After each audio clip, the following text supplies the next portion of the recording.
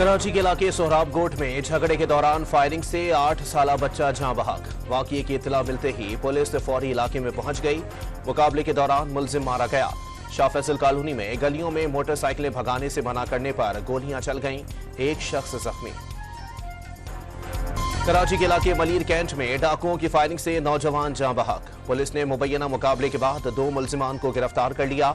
Orangi town में डकैती के दौरान मज़ाहिमत पर डाकुओं ने शहरी की जान ले ली। बिजली सार्फिन पर 967 अरब रुपए का एक और इजाफी बोझ डालने की तैयारियां। आइंदा माली साल के लिए 6 सरकारी बिजली तकसीमकार कंपनियों की दरखास्तें नेपरा में जमा करा दी गईं। समाअत 2 अप्रैल को होगी। वजीर आजम ने माशी इस्तेहकाम के लिए IMF से एक और मुआहदा नागुज़ीर करार दे दिया। स्ट्रक्चरल इस्लाहात लाए बगैर मईशत दुरुस्त नहीं होगी। FBR को मुकम्मल तौर पर डिजिटलाइज करना होगा। विफाक अकेला ये जिम्मेदारियां अदा नहीं कर सकता। सियासी इख्तिलाफात भुलाकर कौमी मफाद के लिए मिलकर चैलेंजेस से लड़ना और सूबों के साथ मिलकर तेजी से आगे बढ़ना होगा। शहबाज शरीफ का खुसूसी सरमायाकारी सहूलत काउंसिल की एपेक्स कमेटी के इजलास से खिताब।